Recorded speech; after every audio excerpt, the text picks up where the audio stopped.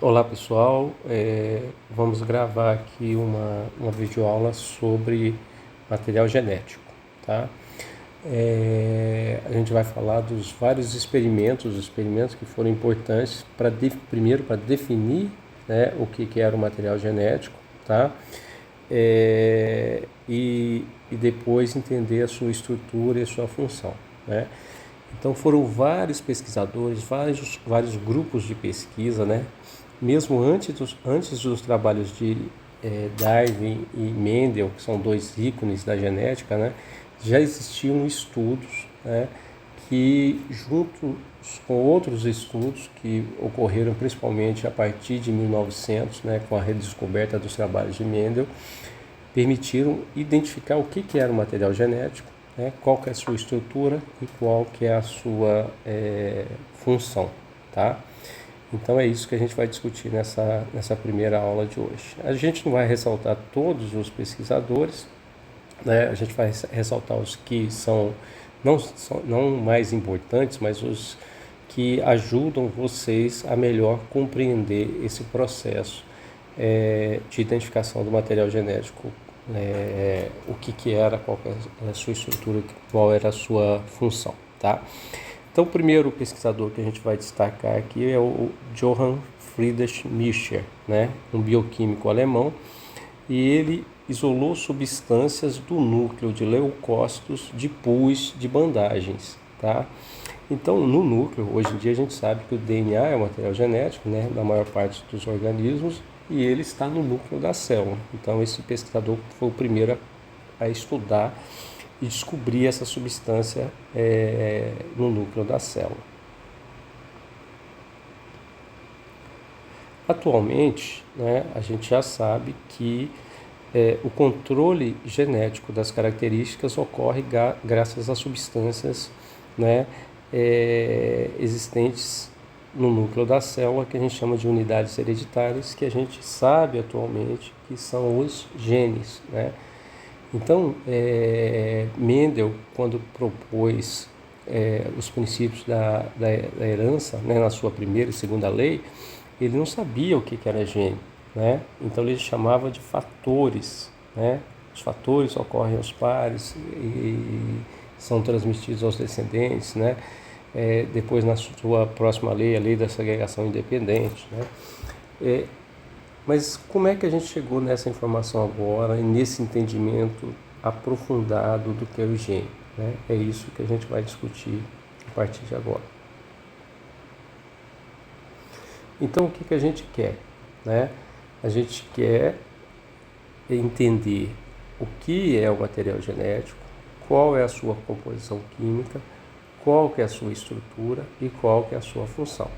Como eu falei com vocês, ocorreram experimentos e trabalhos importantes, descobertas importantes por pesquisadores antes de 1900, né? Mas a partir de 1900, principalmente, ocorrem os trabalhos, os experimentos, o desenvolvimento dessas pesquisas que bateram o martelo para definir o que era o material genético, né? Qual que é a sua estrutura e qual que é a sua função.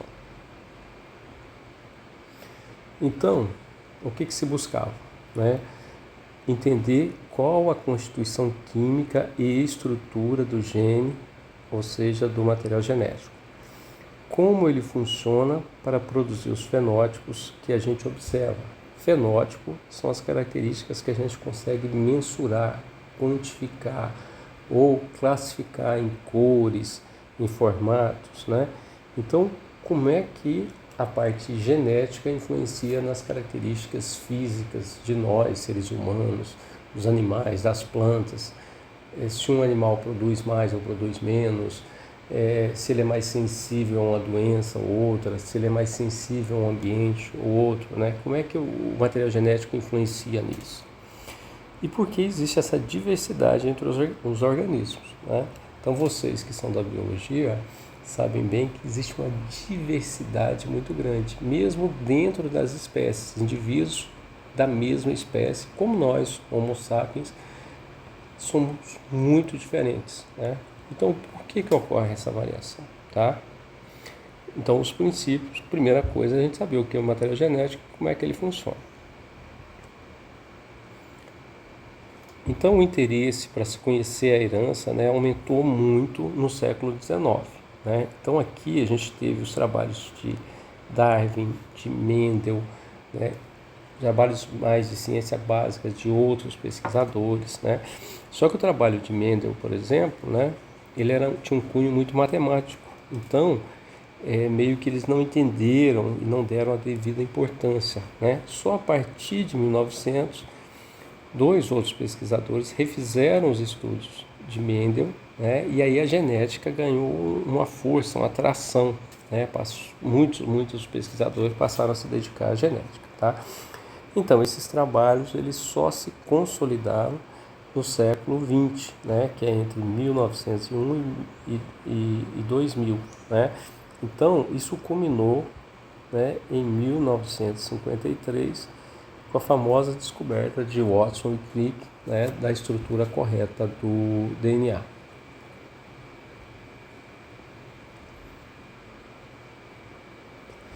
A maior parte desses trabalhos, pessoal, foram feitos com micro-organismos, com bactérias e com vírus. Né? Mas por quê? Porque são organismos modelos excelentes para a gente estudar genética. Né? Então ele tem um intervalo de geração que a gente chama do tempo necessário para ele passar a informação de uma geração para outra, é muito rápida. Né? Você pode criar esses organismos em laboratório, em estruturas muito pequenas, em placas, em tubos, né?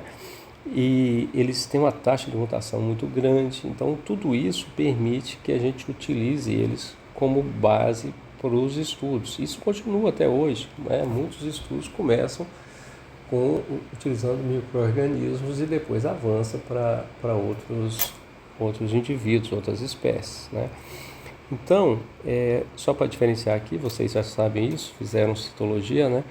Mas diferenciar a célula procariota da célula eucariota. Né? Então, o procariota ele não tem envoltório nuclear, o eucarioto tem. No caso do procarioto, o DNA está pouco ou não complexado com proteínas. É um DNA pequeno, né, em cromossomo único, tá? Ele não está complexado com proteína. No caso de eucariotos, é um DNA muito grande, né, e ele está complexado com proteínas. A gente vai ver que essa complexação, na verdade, ajuda ele na compactação. Como ele é muito grande, ele tem que estar enrolado nessas proteínas, né, para poder estar dentro do núcleo, uma estrutura muito pequena. Aqui o número de cromossomos pode ser vários, varia em função da espécie. Né? Nos mitocôndrias e cloroplastos não tem DNA em células procarióticas, e no caso de eucariotos a gente tem DNA também nas mitocôndrias e nos cloroplastos. Né? No caso de plantas, nos cloroplastos. Tá? E esse DNA tem sido muito estudado atualmente. Né? Então, hoje em dia a gente estuda tudo com muito detalhe.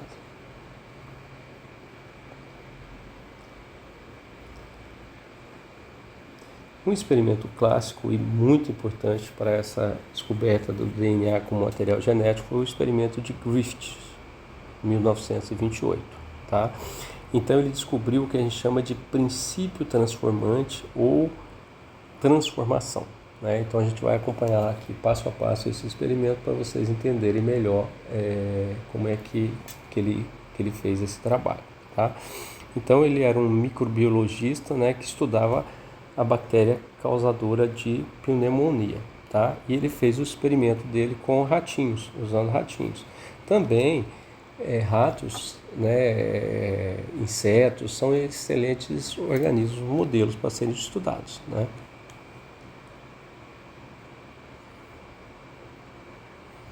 Então vamos ao experimento de Griffith aqui, o princípio transformante ou transformação. Né? Então a bactéria que ele estudou é a Streptococcus pneumonia, que causa pneumonia. Né? E ele fez um tratamento controle, né, que ele usou essa linhagem R. Então se vocês olharem aqui essas bactérias, vocês vão ver que ela não tem uma cápsulazinha que envolve esses cocos aqui. Tá? Vou até apagar aqui, ó. Tá? E essa bactéria, então, ele fazia um preparado aqui, né, e injetava nos ratinhos. E ele viu que essa bactéria então não matava o ratinho, tá? O camundongo continuava vivo.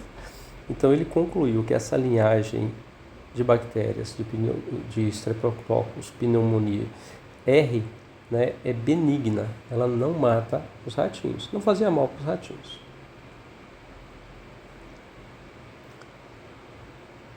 Só que ele pegou uma outra cepa dessas bactérias, né?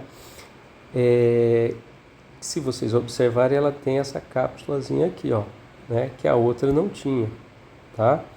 E isso aqui é uma cápsula de polissacarídeo, né? Ele fazia aqui o preparado, injetava nos ratinhos e os ratinhos morriam, tá? Essa cápsula aqui, na verdade, ela protege a bactéria, né, contra a ação do sistema imunológico do ratinho. E aí ela é capaz de causar mal. E ele concluiu então que essa linhagem S, né, que está aqui, ó, ela é letal, ela mata os ratinhos. Seguindo o experimento, o que ele fez? Ele pegou essa linhagem S, que a gente acabou de ver que ela é letal, que ela tem essa cápsulazinha aqui, tá?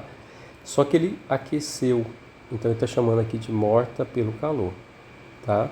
Quando ele aqueceu, ele quebrou essa cápsula de polissacarídeo aqui. Ela está aparecendo aqui mais pálida, né? Mas é como se ela tivesse rompido, né?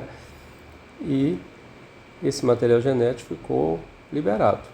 Ele matou essa bactéria aqui, né? Ele fez o preparado, injetou nos ratinhos e os ratinhos sobreviveram. Então, ele concluiu que essas bactérias S, né, que eram letais, a linhagem letal, morta pelo calor, né, elas são benignas, tá? Então, se elas estiverem vivas e eu injetar no ratinho, né, o ratinho morre, como a gente viu aqui, né? Se elas estiverem aquecidas, fervidas, mortas pelo calor, né, quebra essa cápsula de polissacarídeo, rompe as membranas, o DNA extrapola, né? Ela está morta, tá estragada, vamos chamar assim, o ratinho sobrevive.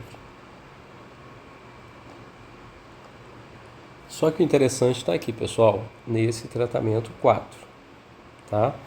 Então ele pegou a linhagem R, a linhagem benigna, que está aqui, ó, sem a cápsula. Eu estou fazendo a cápsulazinha aqui, mas ela é sem a cápsula, então vou marcar com uma setinha. Essa sozinha não mata o rato. Essa aqui, aquecida pelo calor, também não mata o rato. A gente já viu nos 3 slides anteriores. Fez o preparado, só que agora o ratinho morreu. E quando eles pegavam o sangue dos ratos, eles recuperavam a linhagem letal viva. Então, por que ele chamou de princípio transformante? Porque tinha alguma coisa que estava transformando essa linhagem sem a cápsula de polissacarídeo não letal, né, em uma cápsula que não tinha, em uma bactéria, né, que agora era letal e matava os ratinhos, tá? Então, deixa eu apagar aqui para recapitular, porque essa parte aqui é importante, que vocês entendam melhor, tá? Então, voltando aqui, essa bactéria da linhagem R sem a cápsula injetada no ratinho, ele não morre. Por quê? Porque ele não tem a cápsula. O sistema imunológico do ratinho ataca essa bactéria, destrói ela não faz mal para os camundongos. A linhagem S, que tem a cápsula, quando injetada, o sistema imunológico dos ratinhos não consegue atuar sobre elas e ela causa mal para o camundongo e ele morre.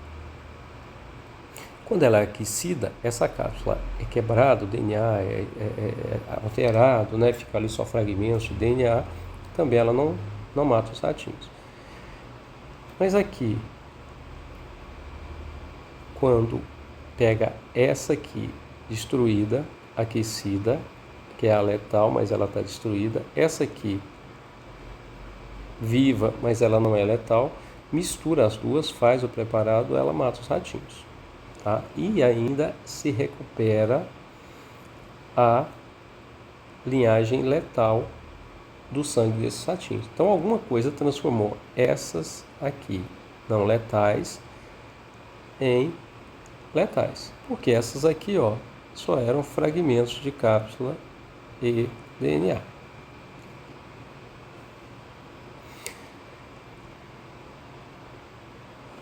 Então, Griffiths e os colaboradores deles, né, chamaram isso aqui de princípio transformante. Né? Ele observou que células vivas da linhagem benigna, né, na verdade na época eles não sabiam disso, né? Hoje é que a gente sabe disso, atualmente. Né? Isso aqui é uma informação que a gente tem atualmente. Na época eles não tinham essa informação. Tá? Células vivas da linhagem benigna absorveram o material genético das células letais e foram transformadas na linhagem letal. Então essas aqui, fragmentadas pelo calor, ficam lá segmentos de DNA, ficam fragmentos da cápsula. Essa bactéria aqui, ela é capaz de capturar esses segmentos de DNA, inserir esse segmento de DNA no seu próprio DNA, né?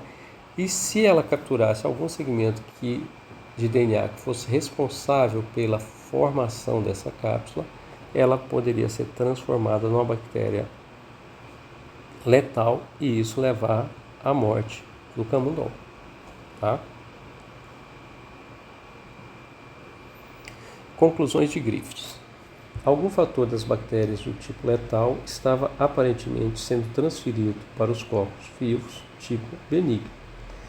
O fenômeno ficou conhecido como efeito Griffith, ou transformação, ou princípio transformante.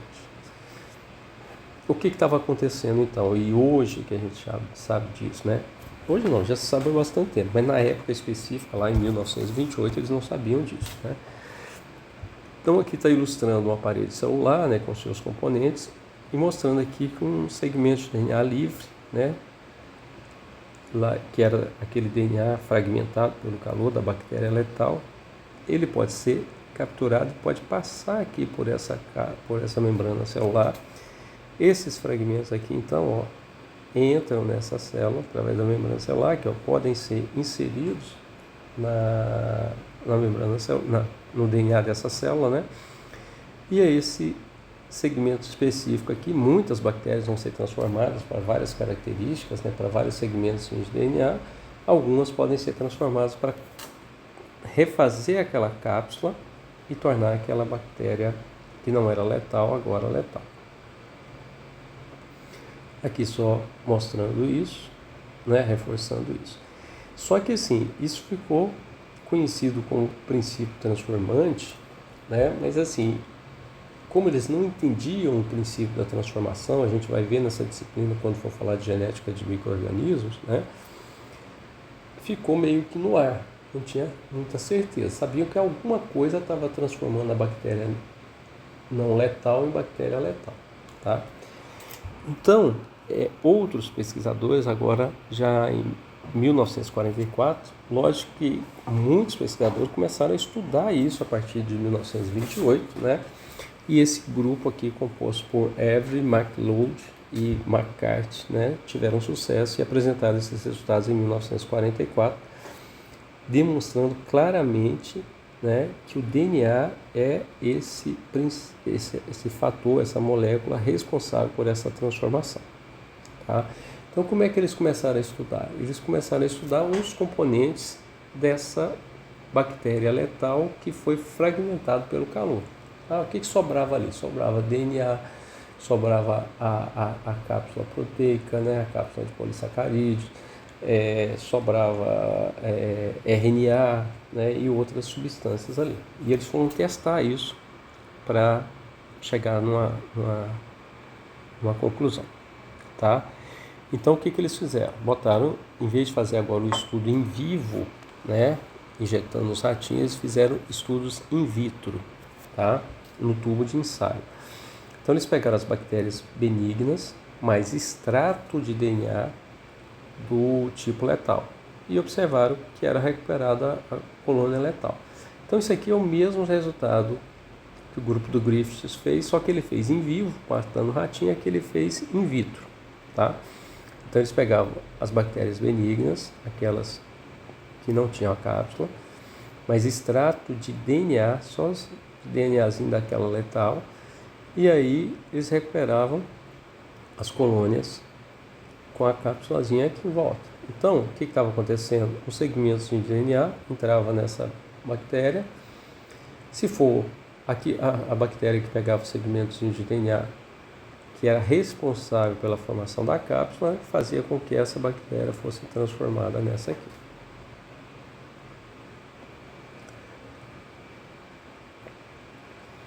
Mas eles não estavam satisfeitos, né? Eles queriam estudar com detalhes disso, tá? Então vamos ver aqui os detalhes. Opa, saiu, deixa eu voltar. Então o experimento deles segue aqui. Então eles pegaram aqui a bactéria letal S, tá? Extraíram dela, né, a cápsula de polissacarídeo, os lipídios, o RNA, a proteína e o DNA. Tudo que tinha nessas células aqui eles extraíram, isolaram, tá? E juntaram, né, esses componentes aqui da célula letal, né, com células benignas, tá? Então, pegasse o polissacarídeo da letal e juntasse com as benignas, né, que não mata a coisa, não recuperava a linhagem letal. Então essa aqui é a R não letal.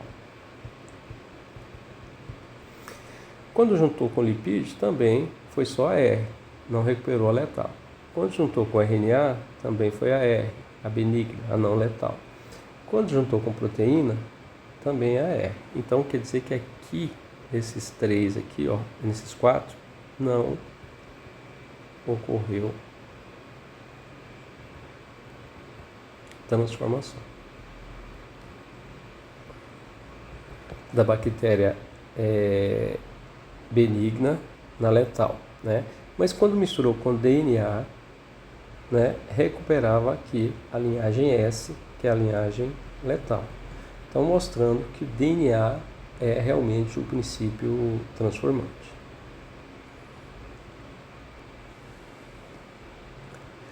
Para ter o padrão ouro, né, vamos dizer assim, eles também usaram enzimas, né, que degradam certo tipo de molécula, né? A DNase degrada o quê? DNA. A RNase degrada RNA.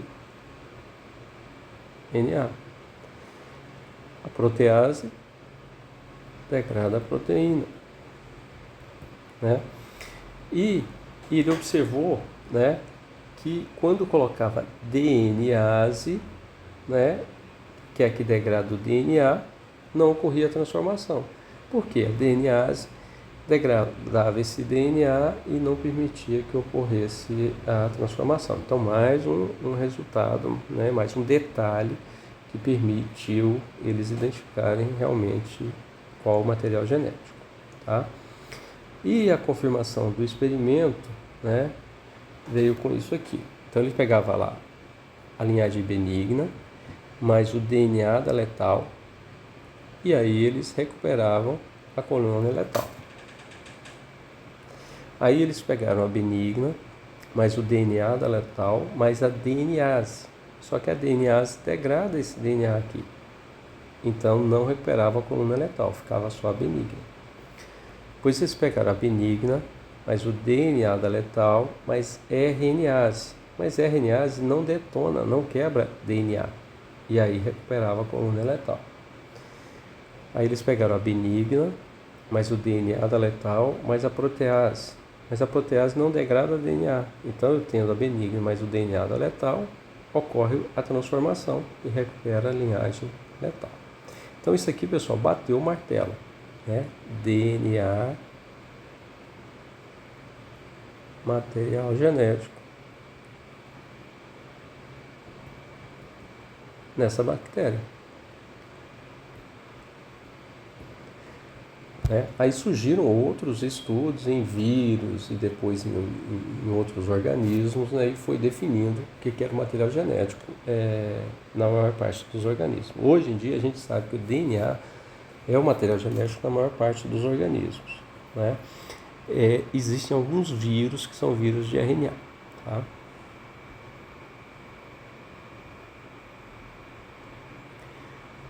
E logo após esse estudo com bactérias vieram outros estudos, né?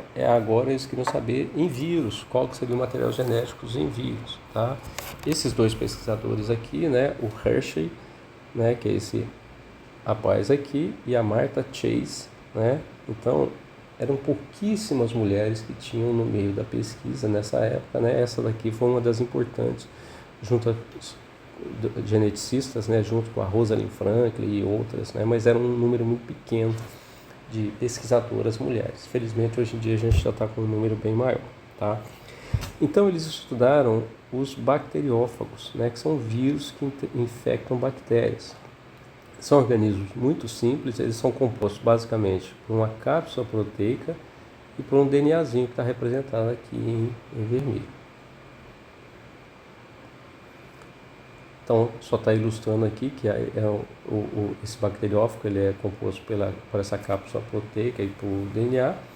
E quando ele vai infectar a bactéria, né, e o que entra na célula, eles não sabiam disso, né, é só esse DNA, só essa partezinha azul aqui, tá? Então, como é que funciona esse ciclo na célula, né? Então esse fago, ou bacteriófago, né, ele chega aqui na superfície da célula, né, e ele vai injetar esse DNAzinho dele aqui. Esse DNAzinho vai ser incorporado aqui a utilizar a maquinaria celular dessa bactéria, né, vai gerar novos fagos, tá? E se for um ciclo lítico, ele vai romper essa bactéria e liberar esses vírus no ambiente que ele está, por exemplo, na nossa corrente, na bactéria, no meio, né?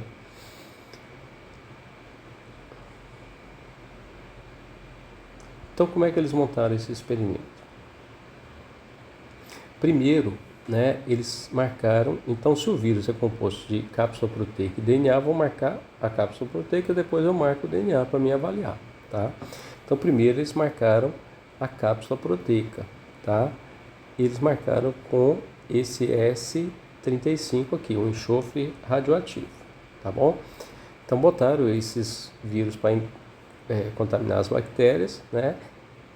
Ele vai injetar aqui o DNAzinho, tá?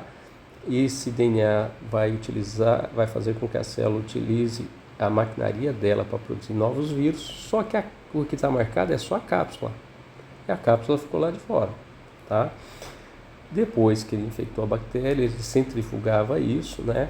E aqui na base fica a parte mais pesada, que está representada aqui em cinza, né? Ficam as bactérias e os bacteriófagos, né?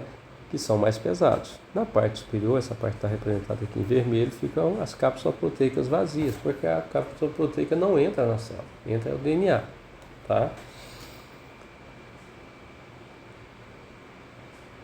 E quando ele avaliou a progênie, né, os fagos filhos, eles não estavam radioativos. Por quê? O que foi marcado com esse S35 foi só a cápsula. A cápsula não entra e não ajuda a formar novos fagos, tá? Então essa cápsula fica do lado de fora, os fagos filhos então eram não radioativos. Depois ele marcou o DNA, com esse fósforo 32, fósforo radioativo. O DNA então está representado em azulzinho aqui, né? Deixa eu ver, opa, tem um azul aqui, está representado em azulzinho, ele vai entrar aqui na célula, vai utilizar a maquinaria da célula para produzir novos fagos com DNA marcado. Fagos são mais pesados, as bactérias são mais pesadas, ficam aqui na base azulzinho. E as cápsulas agora ficam na superfície, no superior não marcado, tá? E ele observou o quê? Que os fagos filhos agora eram radioativos. Então quem está levando a informação para formar novos fagos e tal, a informação genética, é o DNA e não a cápsula proteica. Tá? Então, vários estudos depois disso, né, e trabalhos de engenharia genética e todo o detalhe que a genética, os estudos genéticos ganharam ao longo do tempo, né, permitiram que a gente definisse claramente que o DNA é o material genético da maior parte dos organismos. Ocorre exceção? Sim, em alguns vírus, né? Então, o material genético vai ser o RNA e aí a cápsula proteica, tá? Em vegetais aqui, por exemplo, a gente tem o vírus do TMV, que é do vírus do mosaico do fungo. Em humanos, a gente tem o HIV. Nós temos o mais recente aí que todo mundo vivenciou, né, que é o vírus da Covid, também é um vírus de RNA, tá? Próxima videoaula a gente vai falar aqui da estrutura do DNA.